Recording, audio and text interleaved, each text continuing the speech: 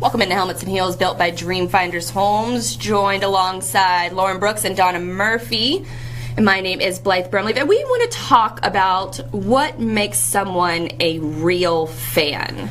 Showing up to all the games, going to live games, what quantifies a real fan? Because I got into this discussion over the weekend as far as like season ticket holders with the Jaguars, if you're going to renew, if you're not going to renew, and some of my friends didn't renew.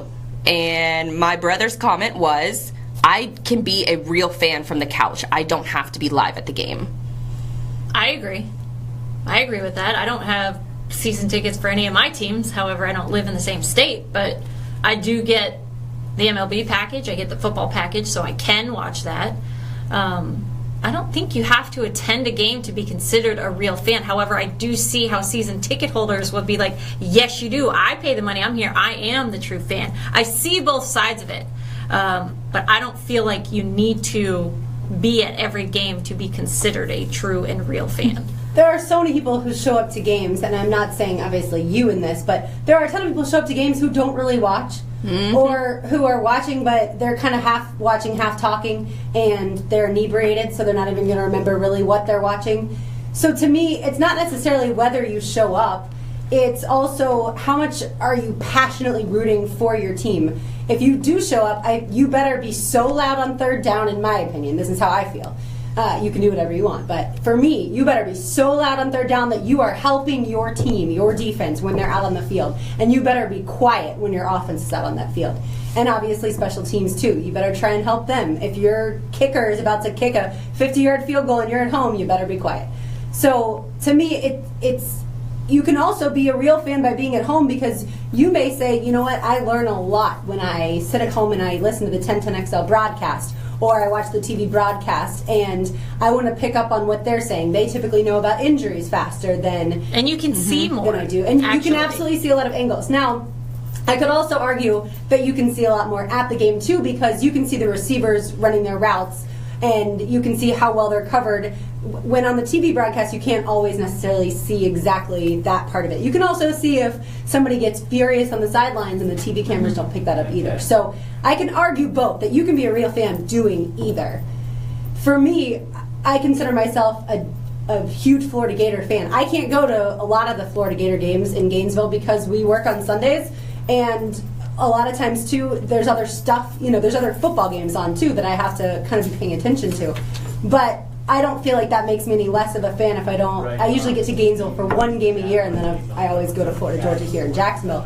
But I could understand if someone wanted to say, I've been a Gator season ticket holder my whole life. I've been to every away game. I can understand where that person's going to say I'm a better fan than you because they spend more money than I do. But I don't necessarily personally believe that makes them a better fan.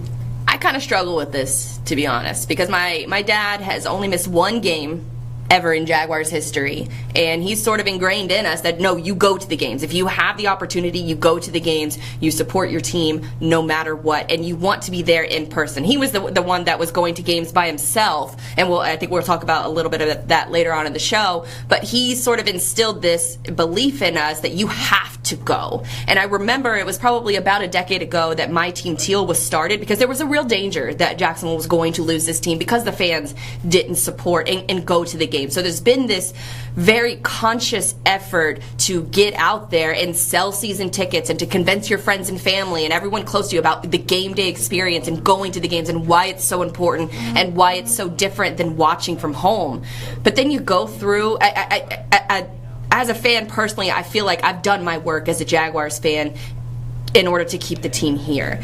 And now it's their job to win me back as far as performance on the field is concerned. And last season was the first season in a decade that we have openly talked about not renewing our season tickets. And then that's when my brother will make a comment that I can be just as much of a fan at home. And I agree that you can be just as much of a fan at home, but man, it's really, if it comes to the day that I'm not a season ticket holder and something happens miraculous at the stadium, a last-second Hail Mary or something like that, and I'm not there, it will break my heart. Well, and you have to have the exception for people like the Denver Bronco fans, the season ticket holders that got their tickets revoked because they were selling them on StubHub or NFL Ticket Exchange because they had kids.